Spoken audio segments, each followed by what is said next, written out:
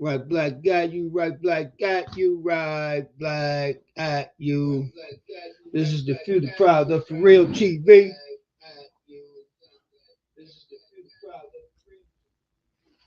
And of course, I'm your host, Raheem the Dream, better known as Top Cat. And let me get myself on the screen here. All right, all right, all right. Everybody, how's everyone this evening? I hope everybody is good. I hope everybody had a good, prosperous day. And I hope you're fine. I hope your families are fine. As I said, this is the Future Proud of For Real TV. And still in this Black History Month, which we know Black History is every day, but I just figure since this is the month, I will bring y'all some real Black history from our master teachers that I'm trying to hopefully introduce y'all to that we should know about. You know, a lot of these people I found out about, I said maybe 15 years ago, you know, and it changed my whole outlook on what I believed. When I started picking up on these brothers and some sisters, I was um, I was Muslim. I was Muslim, and I didn't know anything. I didn't know. I ain't gonna say I didn't know anything about our past, but I didn't know about it in this depth of it. I didn't know that this depth of it,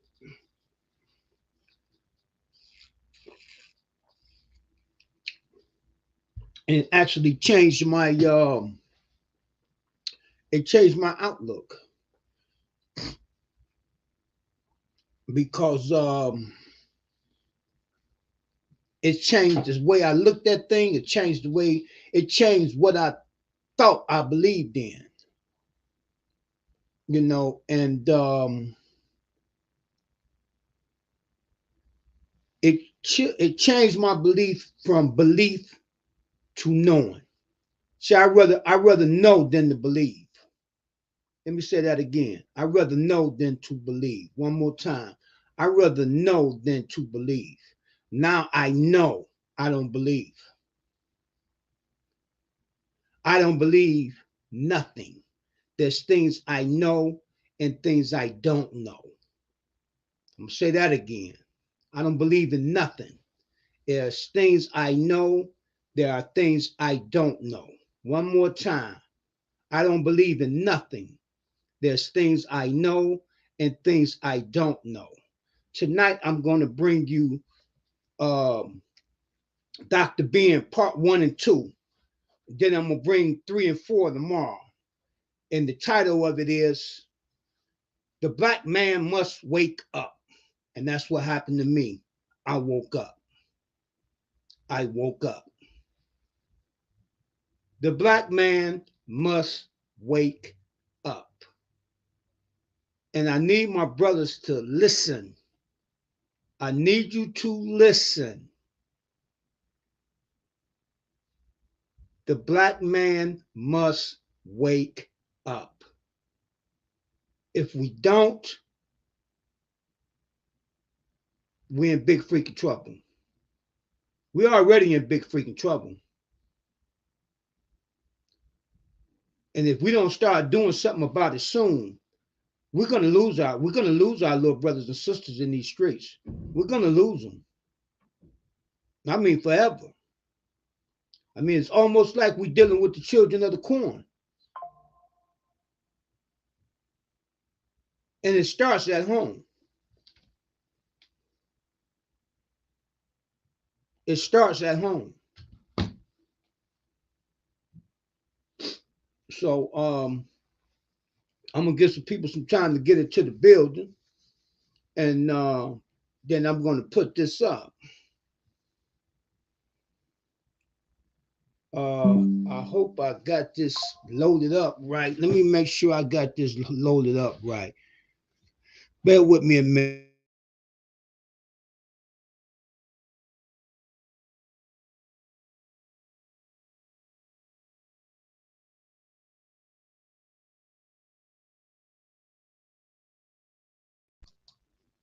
Okay, yeah. So I want to give a shout out to the For Real team.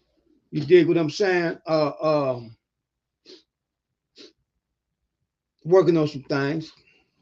I've been busy today on the phone because I've been having a lot of time on my hands in the last week and a half, almost 2 weeks.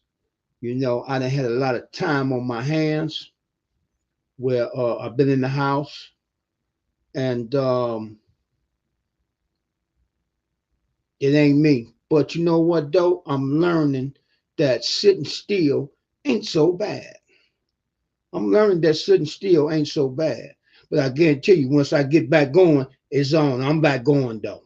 I ain't a sit around type of guy. But what can I say? I um I kind of like way to adjust it to being down for a while, you know. So you know, what can I say? I'm adjusting to it. That's what I could say. But this is the Few the Proud, the For Real TV. And you see, if anybody want to come in, if anybody have the nerves or have the them two things hanging between their legs, women or men, because these women today think they men too. So you know what I'm saying? You don't want to let a man be a man.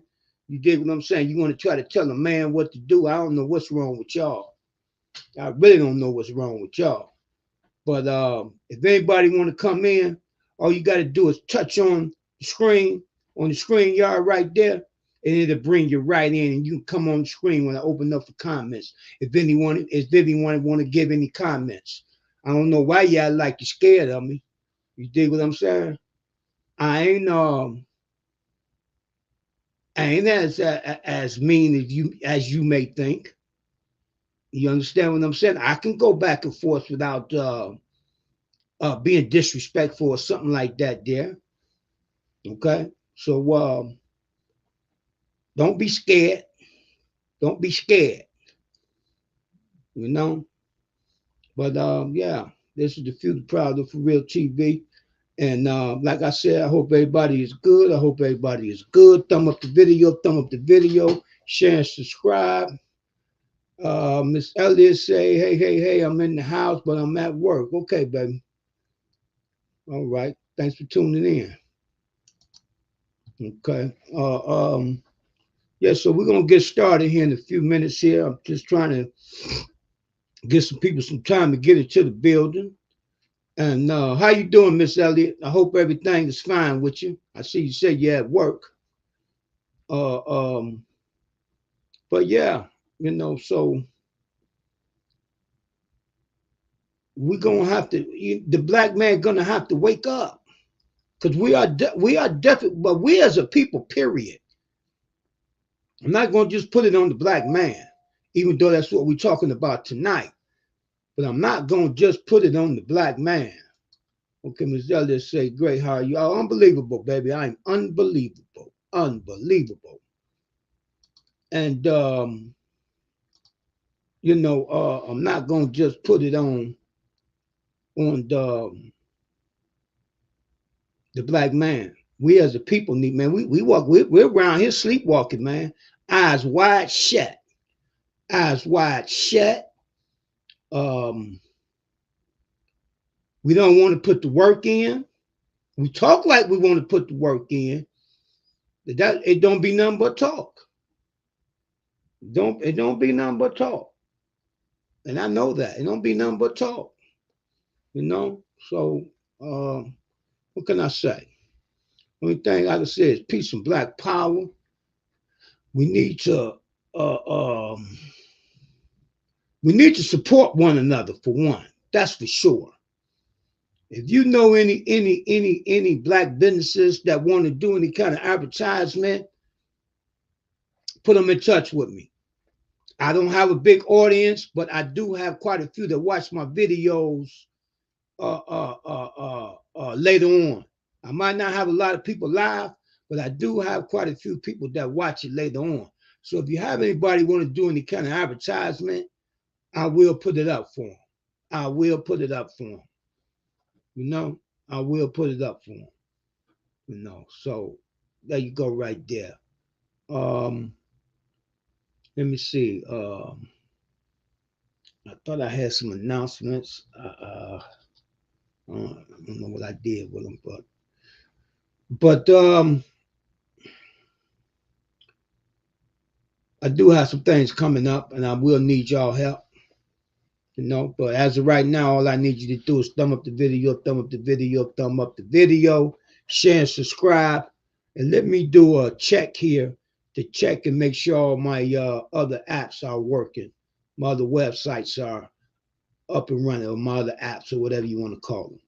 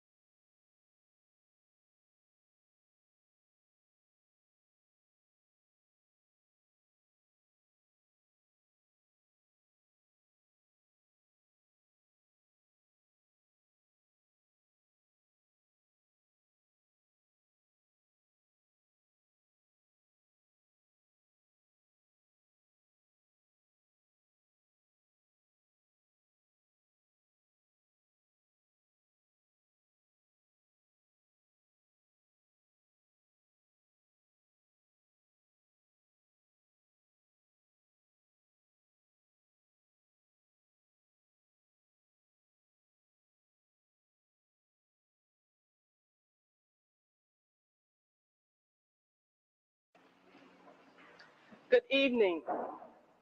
My name is Donna Pilot, and I am president of the Student Government Association.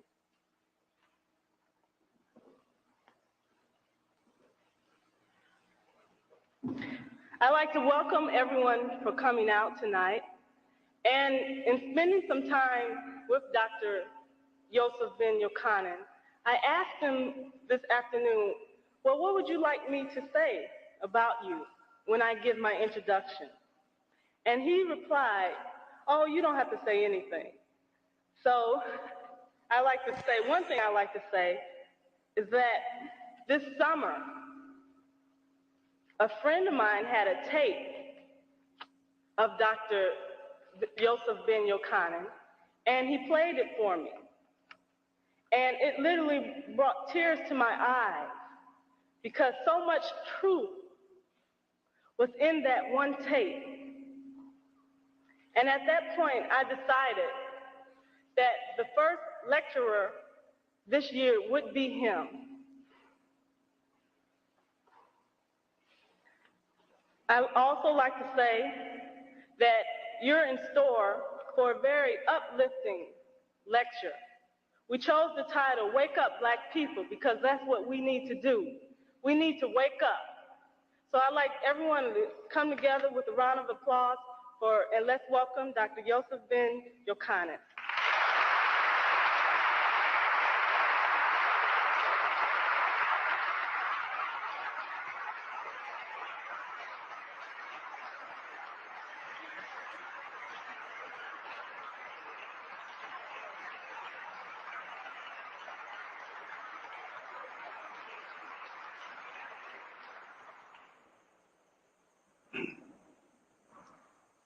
I would like to first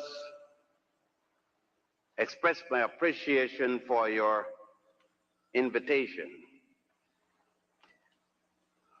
It took me 50 years to get to Tuskegee.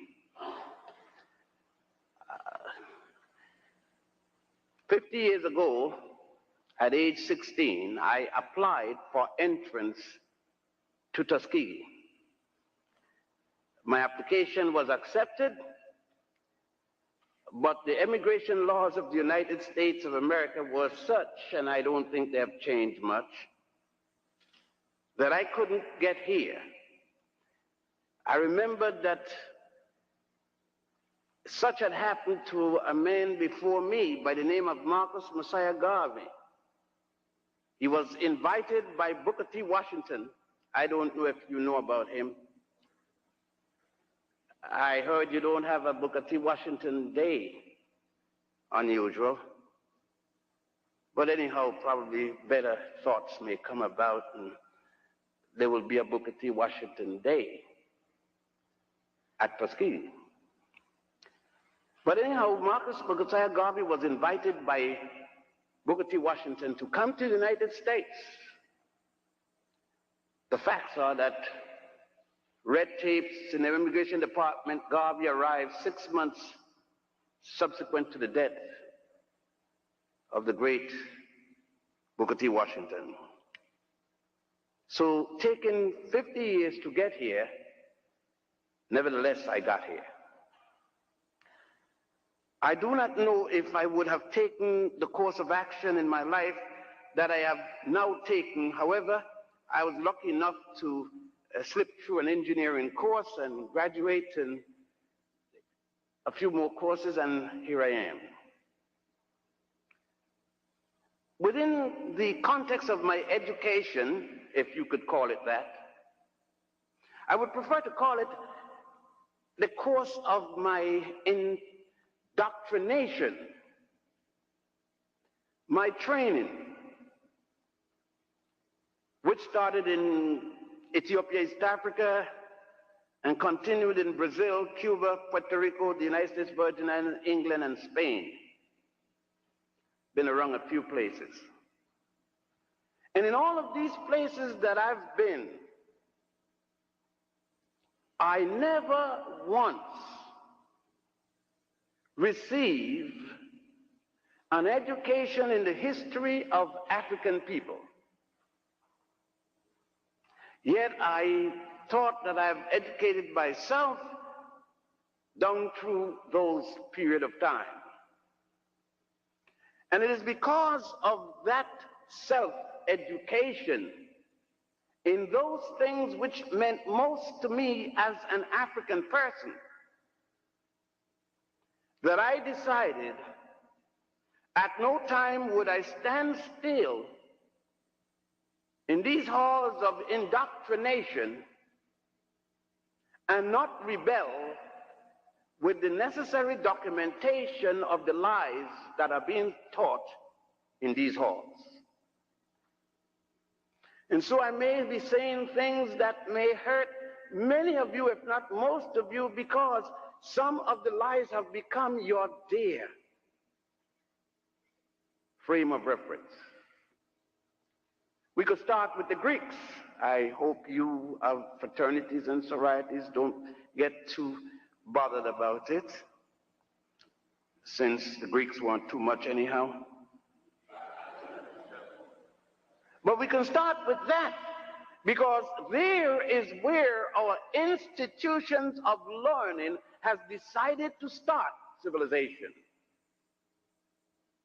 Yet the Greeks are only here from at least 1,000 before the Common Era, or before the Christian era, as you would prefer to say.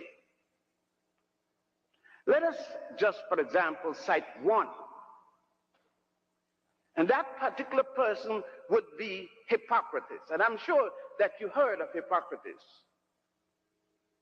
And when you consider that Hippocrates wasn't born until 333 BC, or before the Common Era, yet in your education you were told that Hippocrates is the father of medicine.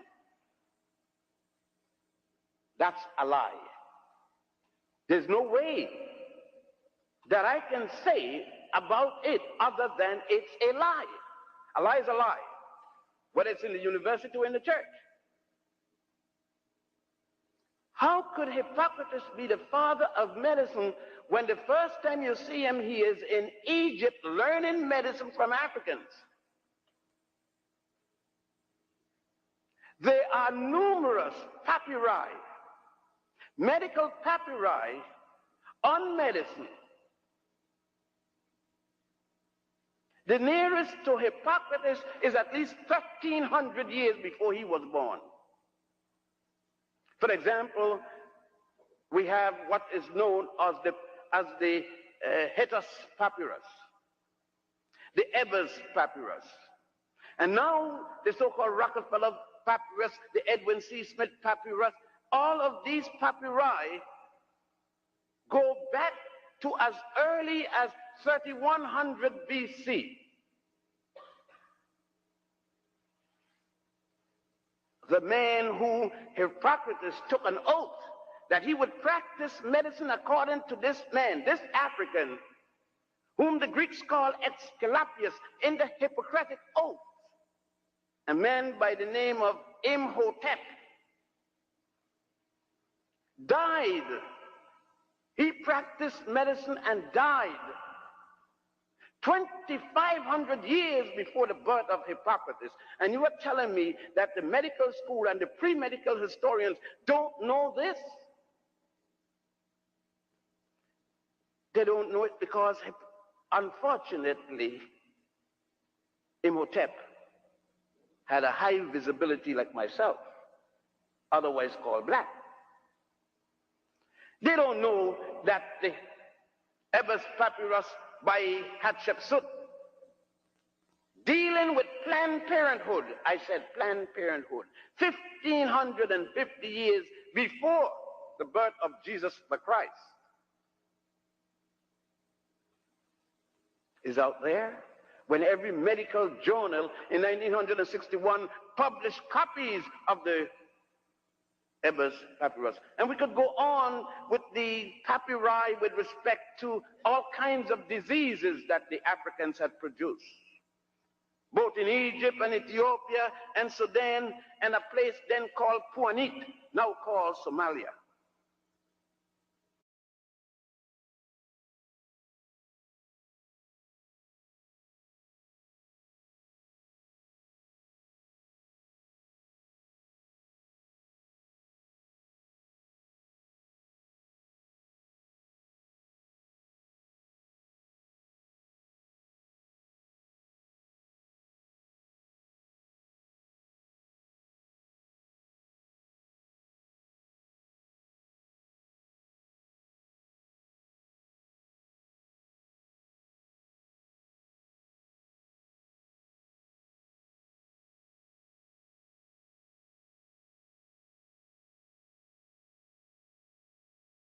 That would be satisfactory, but let us take the kind of education that we do have.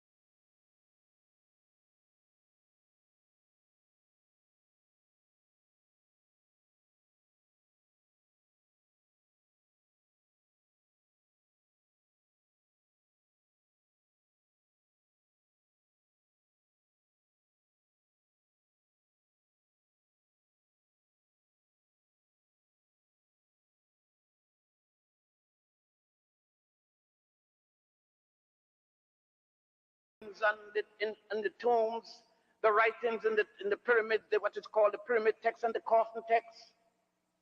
That is providing that they have not seen the holy scriptures of the Africans of the Nile Valley, otherwise called the Egyptian Book of the Dead, or as Budge called it in his translation of the hieratic writing, or the Egyptian Book of the Coming Forth by Day and by Night. In the temple of Setaiwan, for example, at a place called Abydos, not only is there the writings of an immaculate conception 4,000 years before the story of Mary. But it is there in picture form. Are we to say that the theologians of Judaism, Christianity, and Islam have never once taken a trip to Egypt, from whence these things were taken? In that same temple, you see a story of how Set-Typhon murdered his brother Osiris 2,000 years before the Jewish story of Cain and Abel.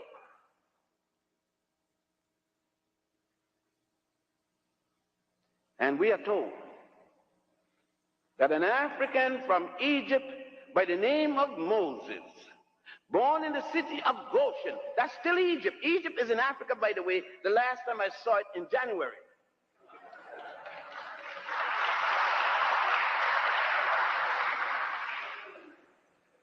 You heard of a place called Middle East. I don't know of any place called Middle East. That's political jingoism.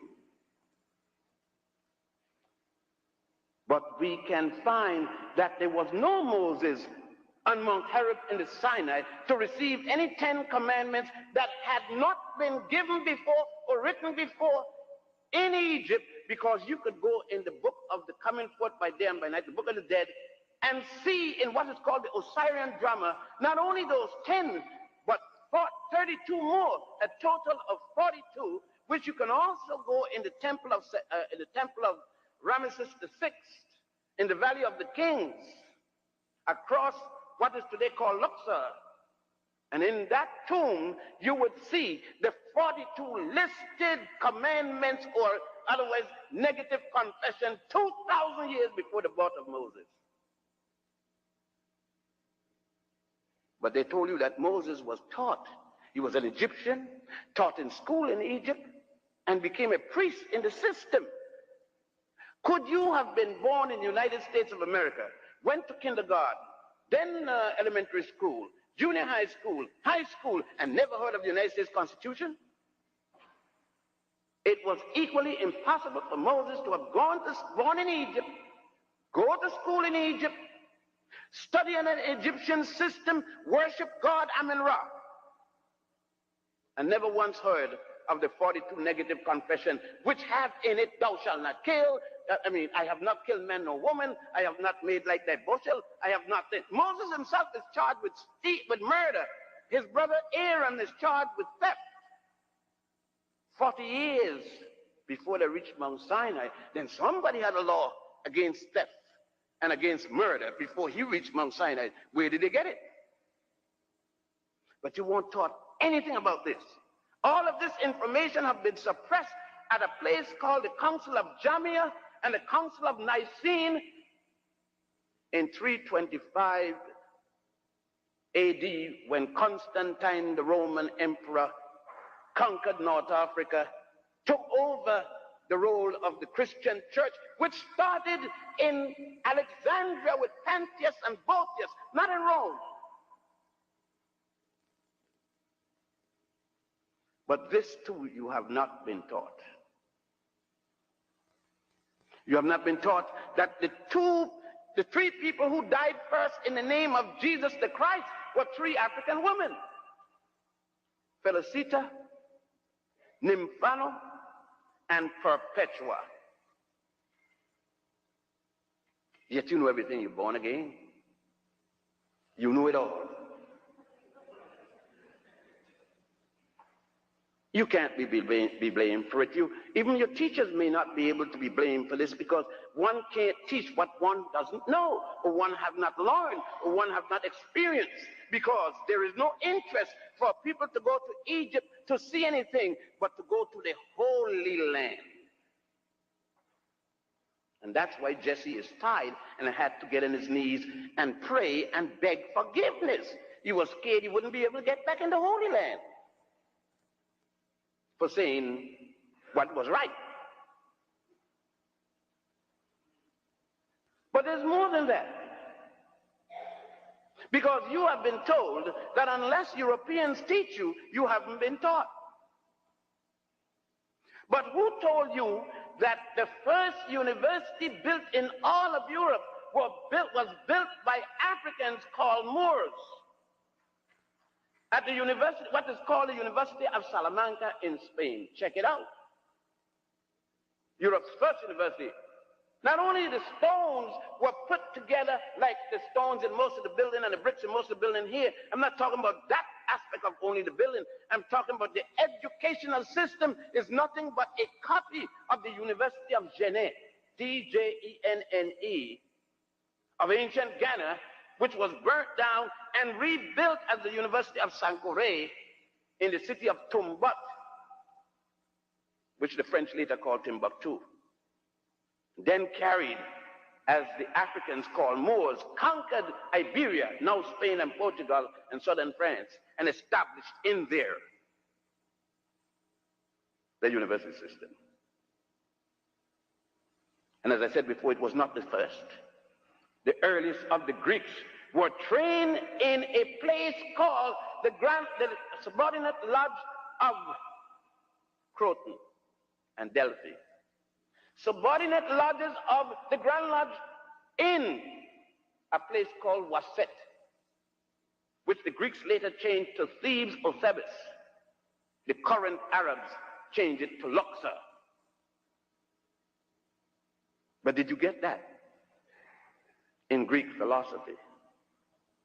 Did you get it in Greek history or European history? None whatsoever. And how did you get Hannibal Barca and his father Hasdrubal Barca and his brother and his father, rather, Hamilcar, his brother Hasdrubal? How did you receive it in the educational system? How did the textbook show it? It showed it as they were not Africans. What they said is some Phoenicians came from Phoenicia, and Carthage, which they later called Carthage, was in fact a Phoenician country. 80 people came from Phoenicia with a woman named Elisa, which Virgil called Dido or Dido in his little play about it. And those 80 changed all the Africans into Phoenicians.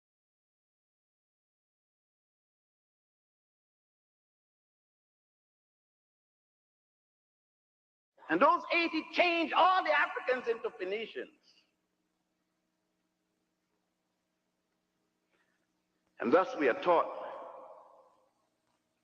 that the Africans of Carthage were in fact Caucasians. It's all right when they taught me in school in Puerto Rico, I didn't know any difference. I'm born in Ethiopia, grew up in Puerto Rico and the Virgin Islands, and Cuba and Brazil. So when they were teaching me that at the University of Puerto Rico, I knew no difference, and so it went down all right. But I accidentally went to Morocco, accidentally, and find that what I had been taught in school was nothing but a pack of lies.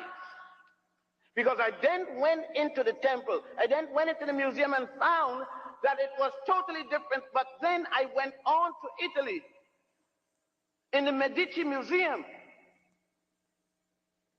the Museum of Alessandro de' Medici, only to find that Alessandro was an African born in Italy. And no one had told me up to then that there were Roman emperors from Africa, such as Honorius and Septimus Severus and his son Caracalla. No one had taken time to explain to me anything about the Greeks coming to Egypt and to Nubia and to Ethiopia, depending on who they were, to receive their earliest education, those who had not gone to a little colony, a little enclave in what was then called Lebus, now called Libya, to receive their first glimpse into education taught by Africans.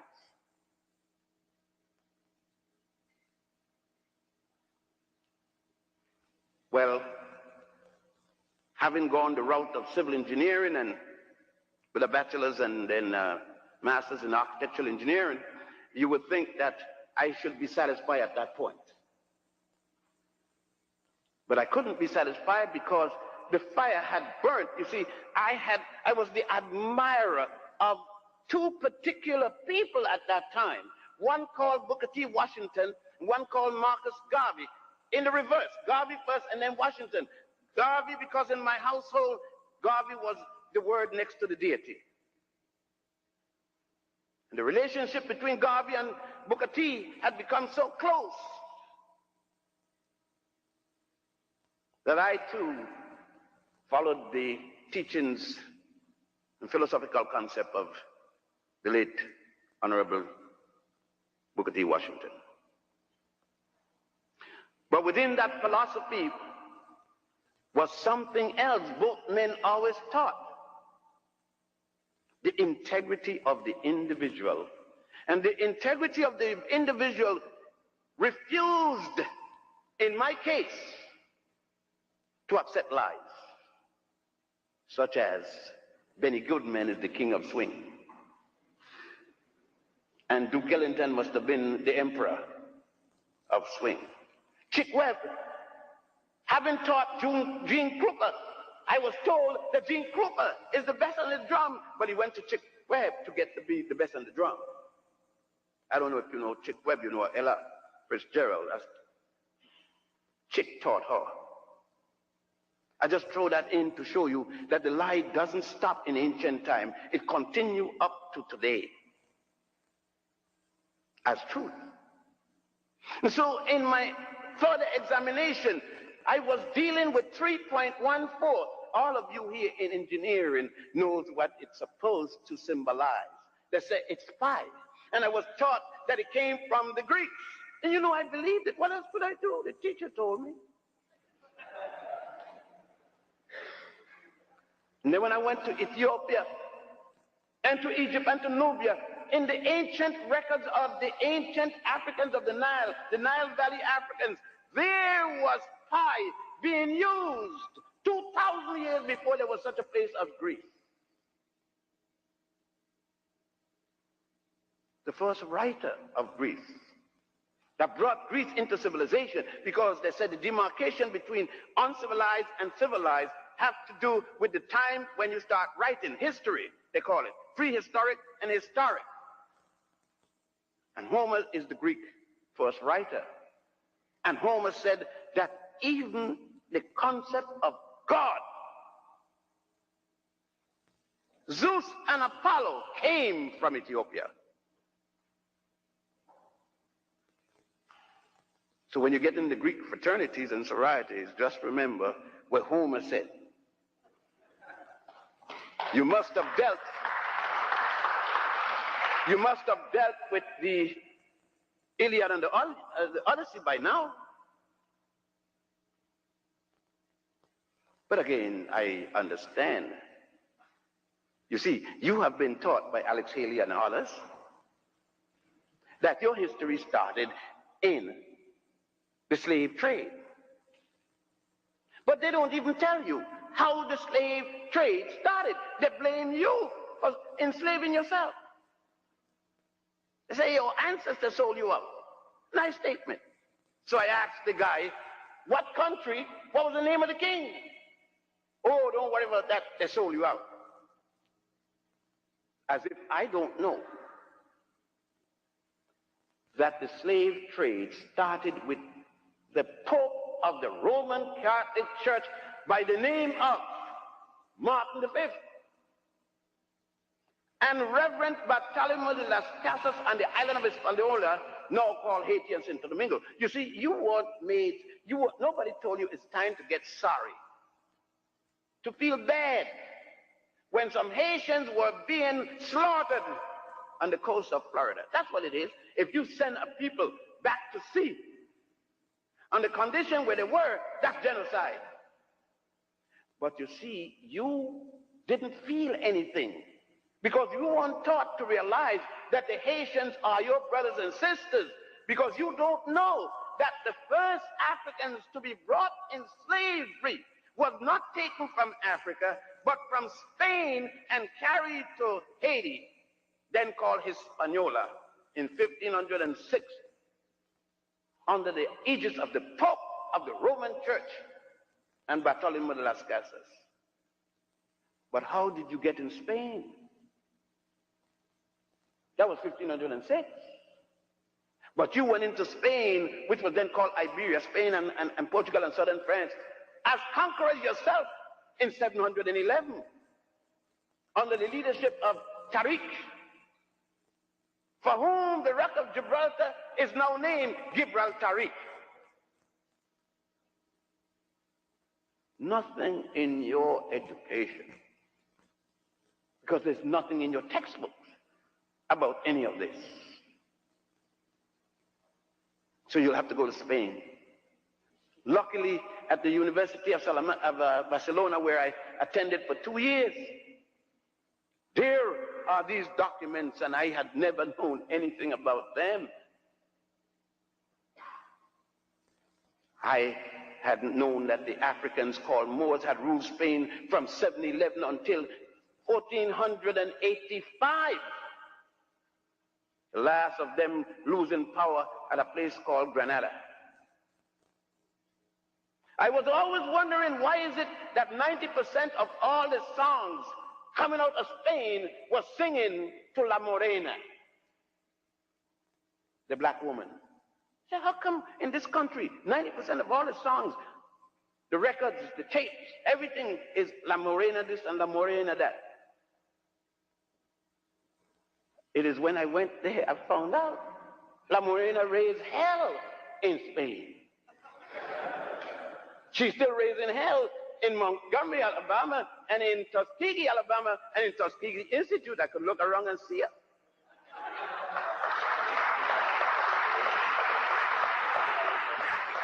Of course, the first one of you threw a good baseball and a good basketball, forget that she could raise hell. You don't want her for a wife anymore. You hit the numbers, you don't want her for a wife. Some of you forget you look like your mama. Sorry, fellas. Try one, it may be good for your health. But we must go back and ask ourselves, why is this so? And I said to the students today at the high school, even the paper you write on,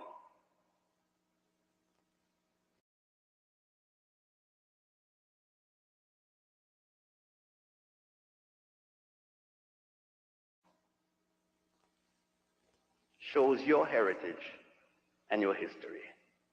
It was in Egypt, Ethiopia, and Sudan that the first papyrus paper was created, not rice paper in China. Just as it was in Egypt that engineering, Sesostris II, you are engineers, many of you, Sesostris II, changed the flow of the Nile. That S-turn you see there was placed there by African engineers in 2250 BC. There was no Jesus yet. No Adam and Eve story yet. Because that came out of the Sanhedrin in 700 BC, just yesterday. When the African engineers was changing the flow of the Nile. Hydrographic engineering, there was no Adam, no Eve yet. No Jehovah, because Abraham, the first Jew that brought out the concept of a Jehovah, wasn't even born. The Africans had already worshipped Ptah, P-T-A-H. Amen-Ra. You still say Amen at the end of each prayer, and they told you it means so be it. That's a lie. Ammon was the god of the north. When Scorpio, the pharaoh, headed the north and Egypt was divided into two groups, it had gone into a civil war. And Mena, or Nama, was the king of the south. And his god was Ra. The conquest of Mena over Scorpion allowed Mena to join God Amen with God Ra, and called Amen Ra. Thousands of years before there was a Jehovah, Jesus, or Allah. Muhammad ibn Abdullah wasn't born until 570 of the Christian era. Pontius and Boetius that started Christianity wasn't born until 50 AD. According to the story. And Abraham, who started the concept of a God named Jehovah and Adam and Eve's story, wasn't born until 1760 BC.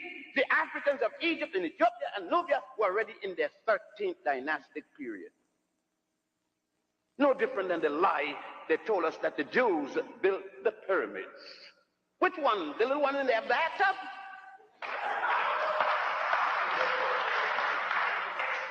There are 72 pyramids throughout Egypt.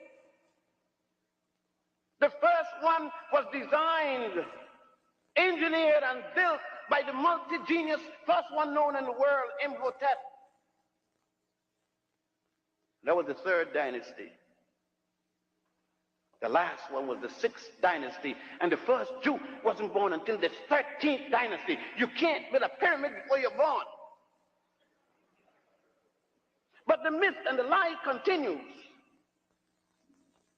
Now they're even making people from outer space build the pyramids from the top down. Those of you who are engineering knows how they build it from the top down. They took the first stone with some sky hook and connected to the cloud passing by.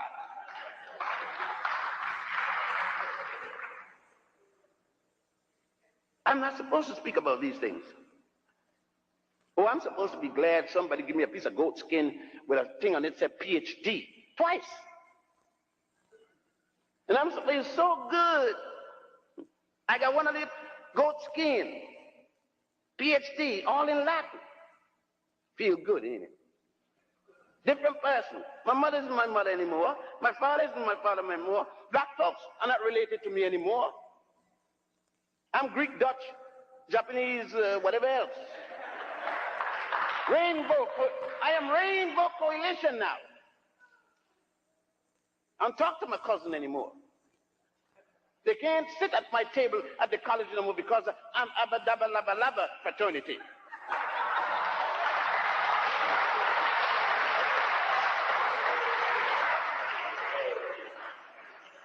Oh, the things we go through. All to keep us from the Pan-African concept. You know, when I heard that in, I think it was Selma, Alabama, or Montgomery, that 6 little black girls were blown up. I heard you vote for the guy the other day. Blown up in a little temple, a little Baptist temple. Tears ran down my eyes. Because my girls, I got 9, were blown up. When they were blown up. When they were blown up, mine. It was my children blew up. How could I sit in my living room in New York and felt comfortable knowing? You see, people don't want me to feel. If you kill one European Jew in Ush Kush, because he is Jewish, the whole white Jewish community getting armed. But if you kill umpteen blacks, I am not supposed to say anything, otherwise I'm being racist. You see, they didn't tell you that there are black people who are Jews. So you say blacks and Jews are going to have a conference. Couldn't be blacks Jews too? Or you never heard of the Falashas, the Ethiopian Jews? I'm one. I know that I don't look Jewish, but they don't look Jewish to me either.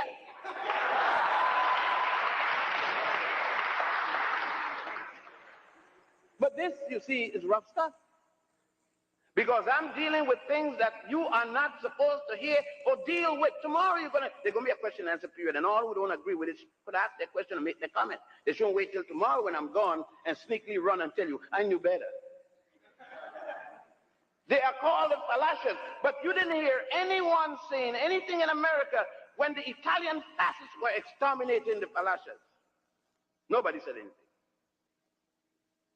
And it was the forerunner to what Hitler was to come and do next. But there was no rallying cry about my people. We were 5 million when Hitler arrived, Mussolini arrived. With the help of the Pope, Pius XI, I think it was. When the Italians left, we were 50,000. But no cry. Isn't it strange that when you write and when you are taught, you hear only about a Holocaust? One. What happened to your Holocaust that's still going on? What happened to the 50 million Africans, your brothers and sisters, that were murdered in Munamatapa, now called South Africa, under Cecil John Rhodes?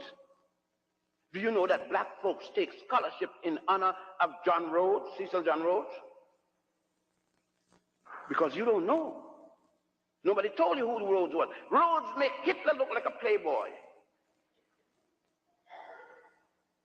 You don't know about the Holocaust with Frederick Lugard and Dr. Jameson in what is today called Nigeria, with Goldie and others when they took over the colony.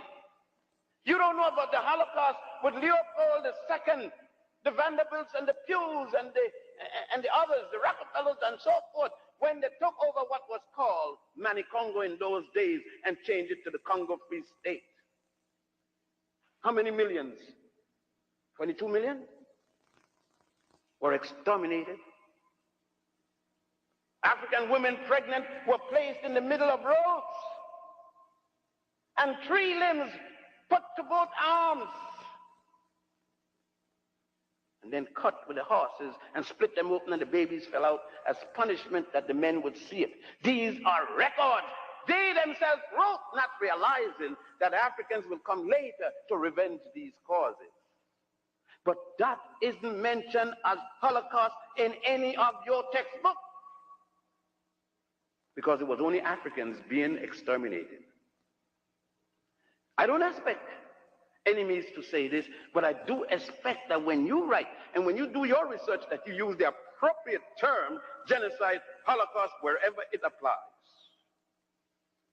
In Tasmania, an island of Australia, every last African was murdered. There isn't one left.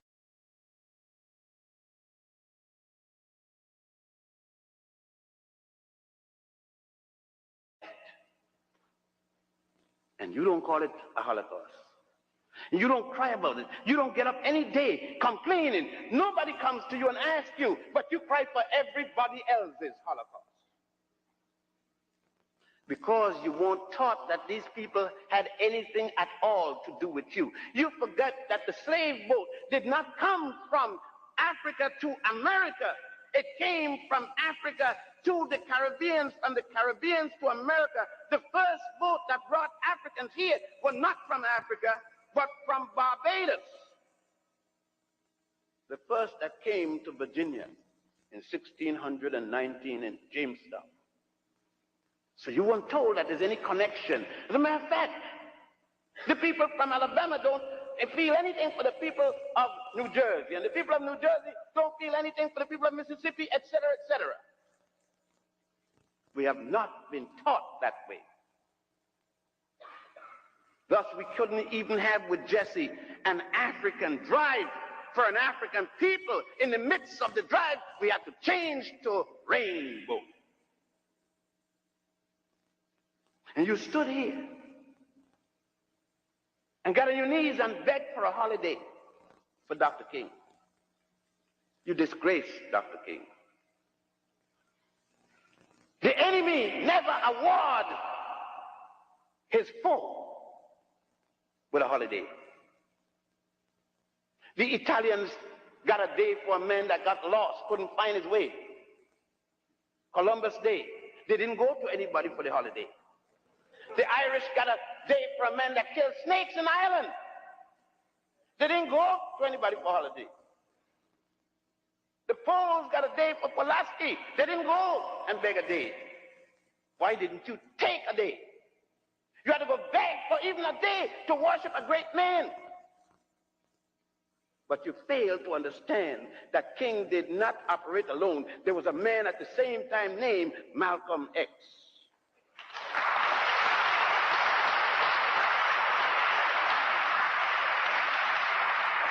And somebody told you that Malcolm X preached violence.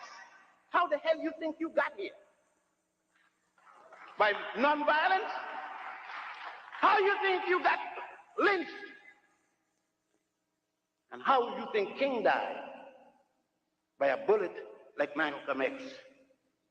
Malcolm left a woman named Betty with 6 daughters, 2 in her stomach when he died. They've never seen their daddy. King left a woman with 3 children too. What is it about one struggling for you that isn't about the other struggling for you? You'd let people decide for you who fights for you. What made Malcolm less a fighter for you than King? They both died fighting in the best way they knew for their people. None worse or none better than the other. But worst of all, you have not one day cried for Rosa Parks. And that sister started all. Just give them black sisters a chance. They will show us brothers the way.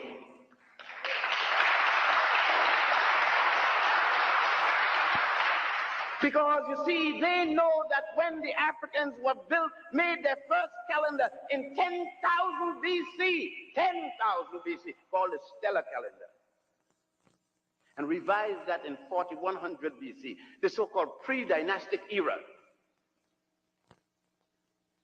Where was Greece? Where was Etrusca that later became Rome? They don't tell you about this, do they? They don't tell you anything about this aspect of the African, because it's not slavery. It doesn't deal with Amos and Andy. It doesn't deal with roots and novel,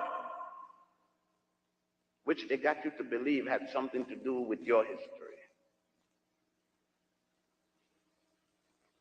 They couldn't do this because they did not. Where were they when you were dealing with astronomy? That's the movement of the stars and the other planets related there too. And astrology, I'm not talking no nonsense about when your girlfriend planet is down in Pluto and something. That's ignorance. Downright premeditated ignorance. Even a jackass wouldn't follow that. And some of you wouldn't come out of the house unless you read a horoscope.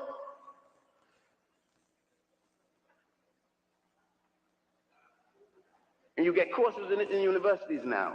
How to be a jackass.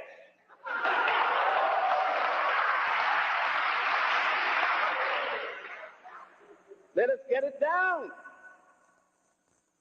When Imhotep and others established the pyramid text and the Khafre text, when you go to a place called Aswan and you see how the Africans, your ancestors, dug those marble obelisks. And when you go, you always they tell you in school, and they read the beautiful love story about the Majahara who built his palace for his most beloved wife, the Taj Mahal.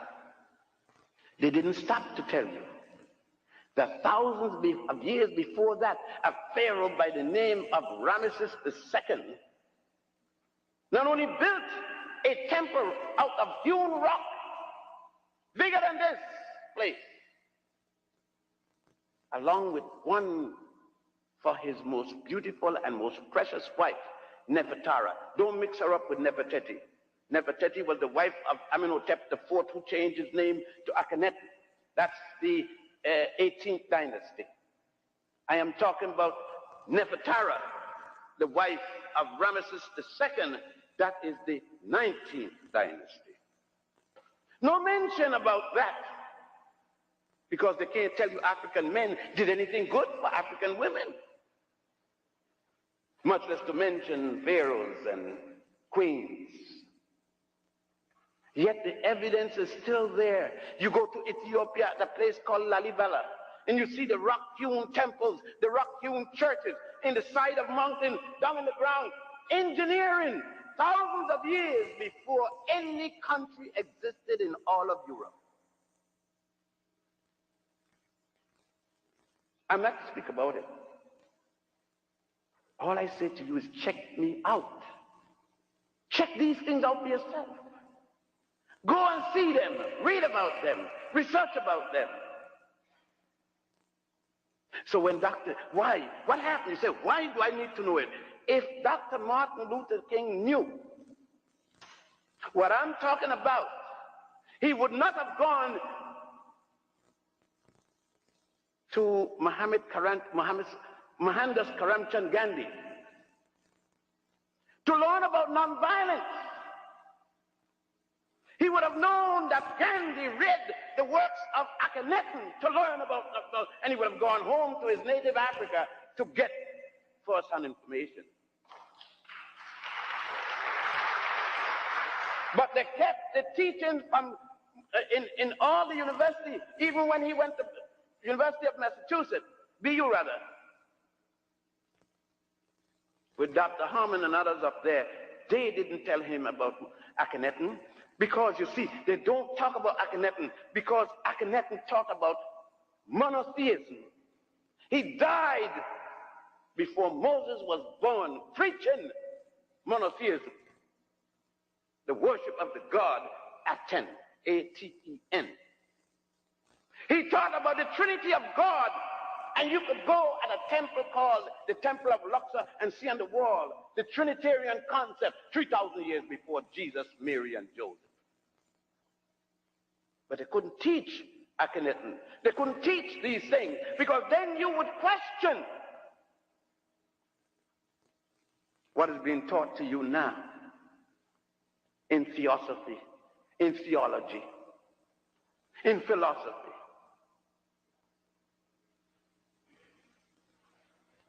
But the point is that I'm going to be the bad fellow when this is over. And you're going to be told that he is the Antichrist. But the funny thing is, I don't have 3 names with 6 letters each. So I can't qualify for the Antichrist. They already specified how the Antichrist would come.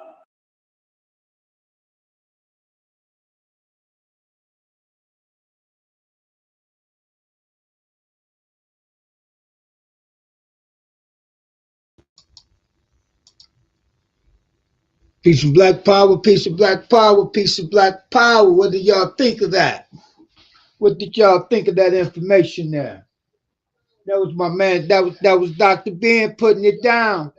And I hope y'all listened and took notes.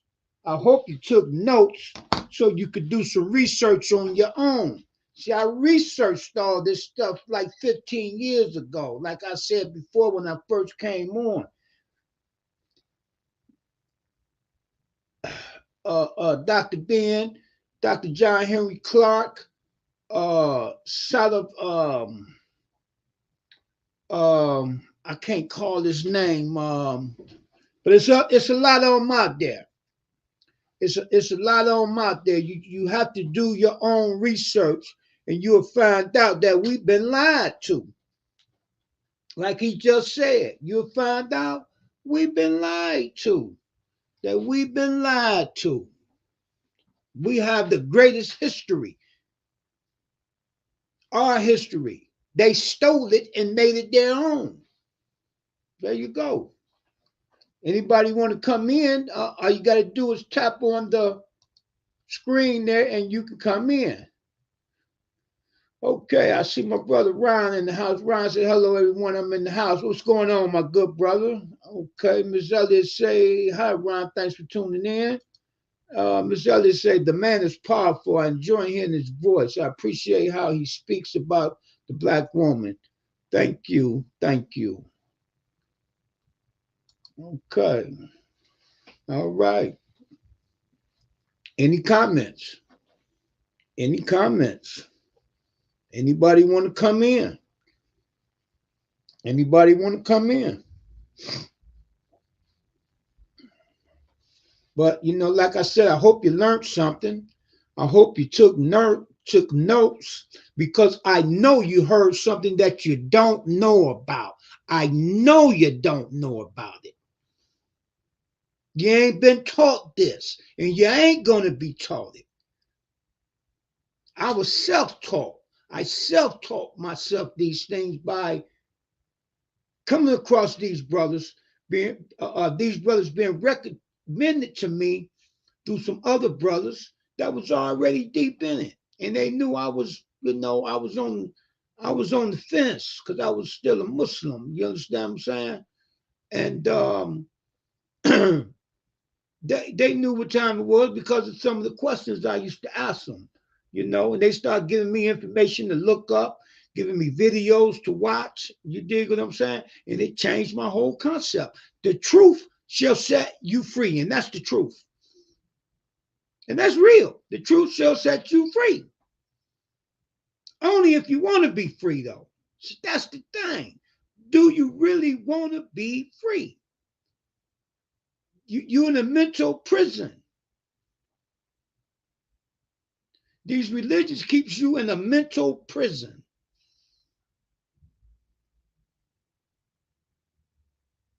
But what can I say? All I'm going to say is this is the Few, the Proud, the For Real TV. Okay, that ran for almost an hour. And I don't want to take too much of your time if nobody wants to come in and say nothing.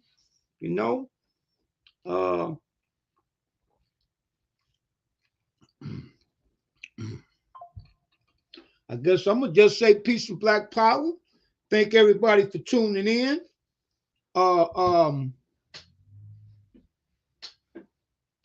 Share the video. Help wake my people up. Let's wake our people up. I'm giving you the information. Share it. Hit the thumbs up. Hit the subscribe button. And then hit the share. It'll share on its own. It's a little thing. Go like this. Says share. Say, wow, hit it. It'll share on its own. It ain't no hard work. It ain't no hard work. Help wake the people up. Or do you want to, because you're asleep, you want to keep everybody else asleep? Maybe that's what it is. I don't know. But this is the Few, the Proud, the For Real TV.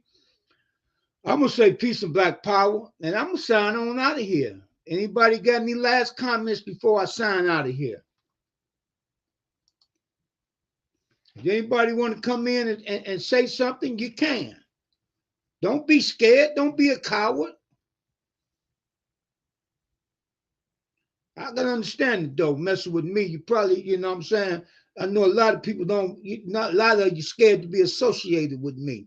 And I understand it, though, because you think Mr. Gilmore probably going to kick you off your job or something. But I understand that. I understand that. Like I told you before, I come from the teaching Honorable Elijah Muhammad. You dig what I'm saying? And Honorable Elijah Muhammad said, do for self, black man. Do for self. So whatever he can do to me, I'm going to bounce back from it. Because I get out there and do for self. I won't wait on him. I get out and do for self. Okay? But if you want to leave any comments, leave me some comments. If you subscribe to the channel, leave me a comment after you subscribe. Leave me a comment after you subscribe. All new subscribers, leave me a comment if you like to. If you like to. But I'm gonna say peace and black power. And everybody have a good evening. I'm gonna sign on out of here. Everybody have a good evening.